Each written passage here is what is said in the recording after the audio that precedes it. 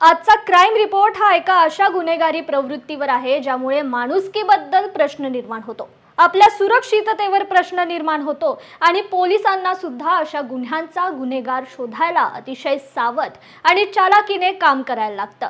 ही प्रवृत्ती आहे serial killer, एक असा व्यक्ती ज्याची गुन्ह्यांची मालिका सुरूच राहते। नमस्कार, मी कृपा सपकाळ। आजच्या क्राईम रिपोर्ट एपिसोडमध्ये तुमचं स्वागत। अनेक जण चित्रपटातील हिरोला स्वतःचं इन्स्पिरेशन मानतात। समाजात चांगली कामं करून एखाद्या हिरोप्रमाणे आपल्याला मानलं जाईल अशी इच्छा ठेवतात। पण एक व्यक्ती असा होता ज्याने चित्रपटातील विलनला म्हणजेच खलनायकाला स्वतःचं इन्स्पिरेशन मानलं आणि वाईट कृत्यांना प्राधान्य देत तो एक सिरियल किलर बनला। त्याचं नाव आहे गौरी शंकर उर्फ ऑटो शंकर।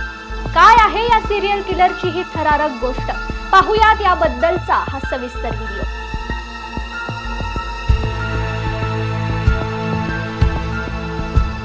हा तो काळ होता जेव्हा चेन्नई मद्रास या नावाने ओळखली जायची।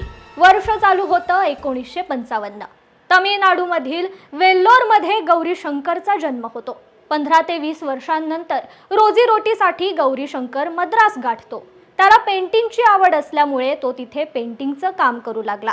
त्याला साऊथ इंडियन मूव्हीजचं प्रचंड वेड होतं। त्याला कधी कधी फिल्मचे पोस्टर रंगवण्याचं सुद्धा काम मिळायचं। गौरी शंकर अगदी सामान्य माणसासारखा त्याचं आयुष्य जगत होता। पण एक दिवस अशी गोष्ट घडली ज्यामुळे त्याचा गुन्हेगारी विश्वातला प्रवास सुरू झाला। झालं असं की तेव्हाच्या राज्य सरकारने तामिळनाडूमध्ये दारूबंदी केली। यामुळे तामिळनाडूमध्ये मोठ्या प्रमाणात अवैध दारू तस्करीचं प्रमाण वाढलं।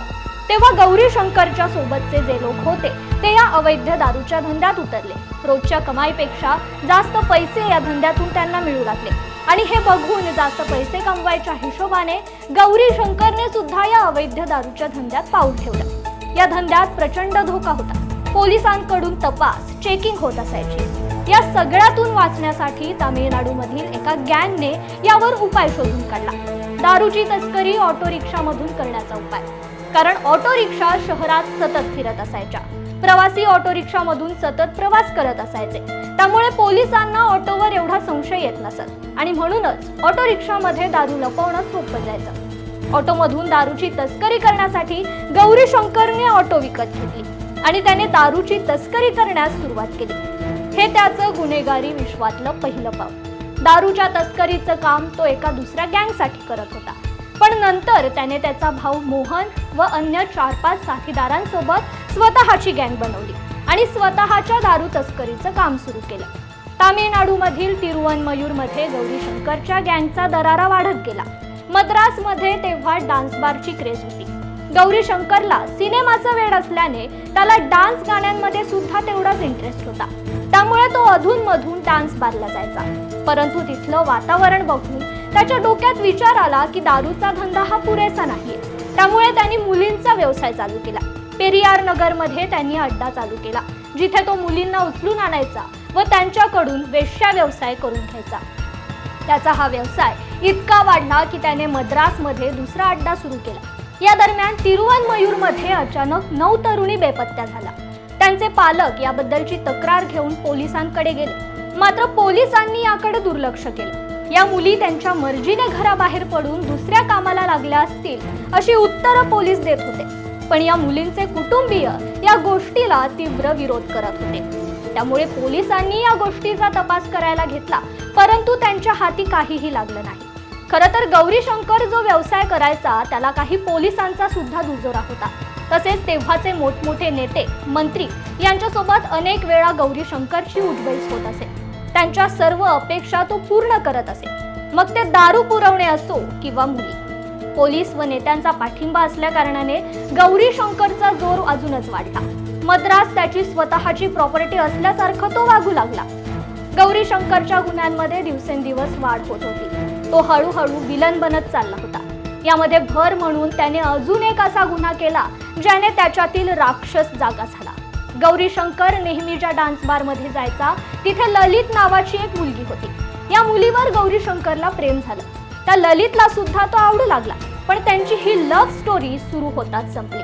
ललित डान्स बारमधून एका दुसऱ्याच मुलाबरोबर पळून गेली। ही बातमी समजताच गौरी शंकरला प्रचंड राग आला, कारण तो तिच्यावर प्रेम करत होता. आपल्या गँग सोबत तो ललित व तिच्या प्रियकराला शोधू लागला व ते दोघं गौरी शंकरच्या हाती लागले. गौरी शंकरने या दोघांना त्याच्या राहत्या ठिकाणी नेलं व ललितला एवढी मारहाण केली ज्यामुळे तिचा जीव गेला. इथेच न थांबता त्याने ललितच्या प्रियकराला जिवंत जाळून टाकलं व त्याचा जळलेला मृतदेह समुद्रात फेकून दिला.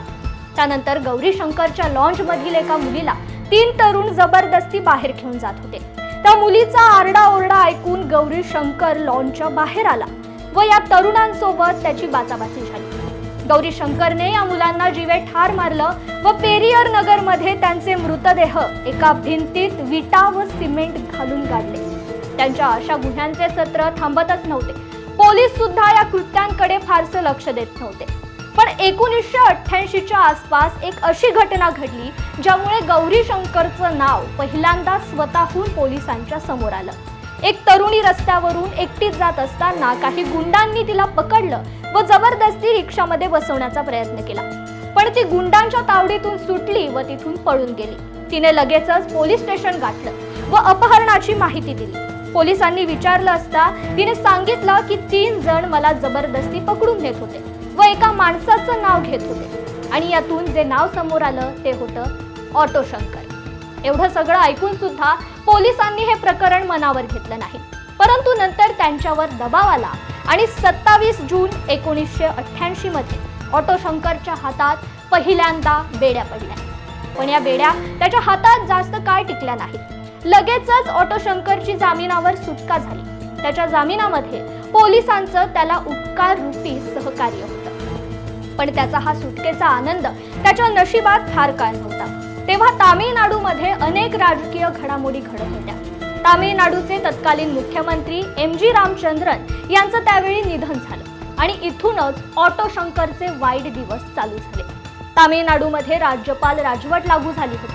याची संधी साधून ज्या मुलींचं अपहरण झालं होतं त्यांच्या नातेवाईकांनी तेव्हाचे राज्यपाल PC अलेक्झांडर यांची भेट घेऊन सर्व प्रकरण त्यांच्या कानावर घातलं व यानंतर या प्रकरणाचा खोलवर तपास करण्यासाठी राज्यपालांनी एका मातब्बर पोलीस अधिकाऱ्यांची नियुक्ती केली. एक नवी इन्व्हेस्टिगेशन टीम या सर्व प्रकरणाचा खोलवर तपास करत होती. त्यातील एका पोलीस कॉन्स्टेबलला ऑटो शंकरची खडानखडा माहिती होती.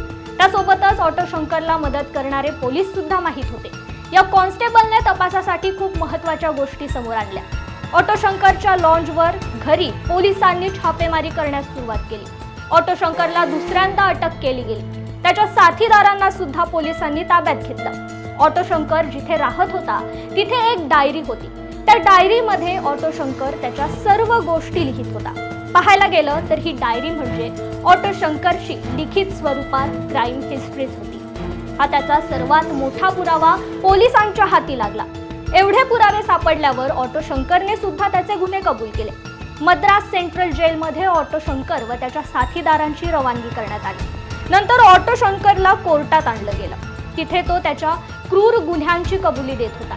ज्या 9 मुली बेपत्ता झाल्या होत्या त्या सगळ्या मुली मारल्या गेल्या असं ऑटो शंकरने कोर्टात कबूल केलं. मद्रास जेलमध्ये ऑटो शंकरला ठेवण्यात आलं होतं. जेलमध्ये असून सुद्धा तो आयुष्य आरामात राहत होता. त्याला हवी ती गोष्ट त्याच्यापर्यंत पोहोचत नव्हती. जेलचा पूर्ण स्टाफ त्याची अशी मदत करत होता कारण तो त्या बदल्यात त्यांना पैसे द्यायचा. अचानक एक दिवशी ऑटो शंकर या जेलमधून पळून गेल्याची घटना घडते. पळून जाण्यात जेल वॉर्डनच त्याची मदत करतो. ऑटो शंकर तिथून निसटून ओडिसाला जाऊन पोहोचतो. पण तो लगेचच पोलिसांच्या हाती लागतो. ओडिसामधून पुन्हा त्याला अटक केली जाते आणि कडक सुरक्षा व निगराणीखाली त्याला ठेवलं जातं जेणेकरून तो पुन्हा पळून जाऊ नये. आतापर्यंत अनेक वेळा तो कायद्याच्या कचाट्यातून निसटत गेला, परंतु कानून के हात लंबे होते हे या म्हणीप्रमाणे त्याला त्याच्या निर्घुण कृत्यांसाठी फाशीची शिक्षा सुनावली गेली व 27 एप्रिल 1995 रोजी सालेम जेलमध्ये ऑटो शंकरला फाशीची शिक्षा देण्यात आली आणि या दिवशी एका निर्घुण विचाराचा वृत्तीचा अंत झाला. ऑटो शंकर सारखे कुख्यात गुन्हेगार अजूनही या जगात वावरत आहेत व या सगळ्यात मोठा हात त्या लोकांचा आहे जे स्वतःच्या स्वार्थासाठी अशा गुन्हेगारांना पाठबळ देतात. अशा गुन्हेगारीचा अंत तेव्हाच होईल जेव्हा समाजात गुन्ह्याला प्रवृत्त करण्याऐवजी परावृत्त केले जाईल. हा होता सिरियल किलर ऑटो शंकरचा क्राईम रिपोर्ट। गुन्हेगारी विश्वातल्या अशा अनेक क्राईम स्टोरीज पुन्हा घेऊन येऊ। तत्पूर्वी आजच्या क्राईम रिपोर्ट एपिसोडमध्ये इथेच थांबूया। धन्यवाद।